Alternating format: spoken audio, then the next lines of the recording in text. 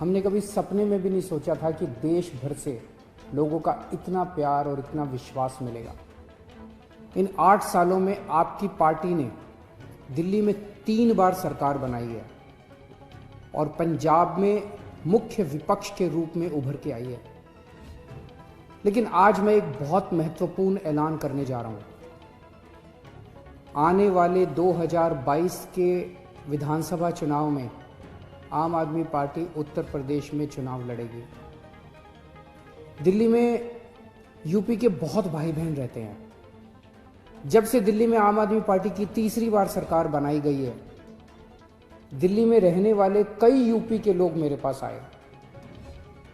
UP से भी बहुत सारे लोग और बहुत सारे संगठन मेरे पास आ रहे हैं और कह रहे हैं जी आम आदमी पार्टी को यूपी का चुनाव लड़ना चाहिए। जो सुविधाएं आपने दिल्ली में दी हैं वो यूपी में रहने वाले हमारे परिवारों को भी मिलनी चाहिए।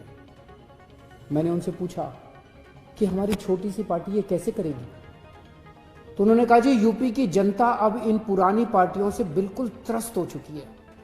यूपी के लोग ही आगे आएंगे, आम आदमी पार्टी के साथ जुड़ेंगे और यूपी को अपनी जागीर समझने वाले इन बड़े बड़े नेताओं को हराएंगे।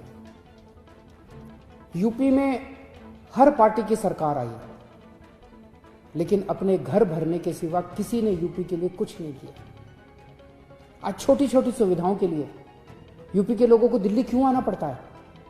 अगर कानपुर में रहने वाले किसी परिवार को अपने बच्चे के लिए अच्छा कॉलेज चाहिए तो उसे दिल्ली भेजना पड़ता है। गोरखपुर में रहने वाले किसी गरीब परिवार को अपने माता पिता का इलाज करवाना है तो उसे दिल्ली आना पड़ता है।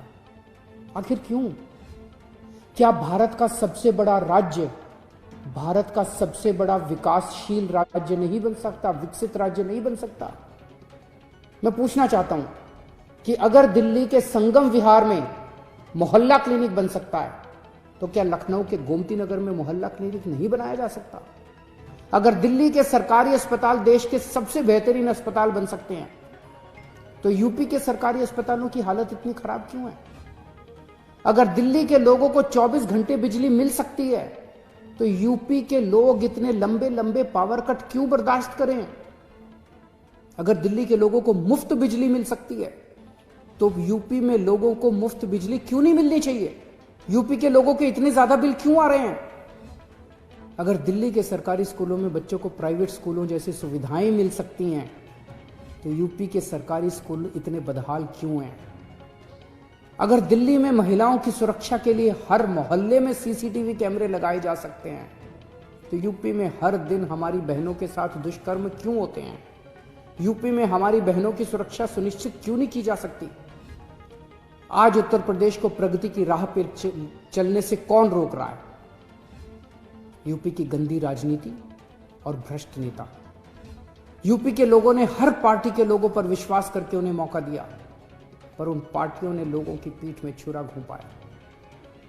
सरकारें आई, सरकारें गई, मगर हर सरकार ने पिछली सरकार का भ्रष्टाचार का रिकॉर्ड तोड़ दिया। यूपी के लोगों को आखिर में क्या मिला? कुछ लोग पूछेंगे कि उत्तर प्रदेश में इतनी सारी पार्टियां हैं, आम आदमी पार्टी अलग से क्या लेके आएगी? आज यूपी की राजनीति में एक ही चीज की कमी है, सही और साफ नीयत की, और वो केवल आम आदमी पार्टी के पास है। इसी साफ नीयत से हमने दिल्ली बदल के दिखाई है। दिल्ली में हमने साबित कर दिया कि सरकारों में पैसे की कमी नहीं होती, नीयत की कमी होती है।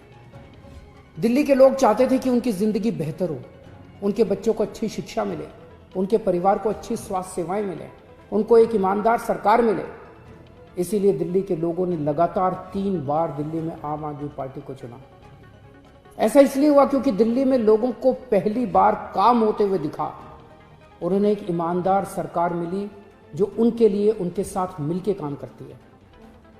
आज हर यूपी निवासी एक ईमानदार और साफ नीयत वाली सरकार चाहता है जो केवल आम आदमी पार्टी दे सकती है। इसलिए आम आदमी पार्टी 2022 के उत्तर प्रदेश विधानसभा चुनाव लड़ेगी। दिल्ली के लोगों ने आम आदमी पार्टी को एक मौका दिया था।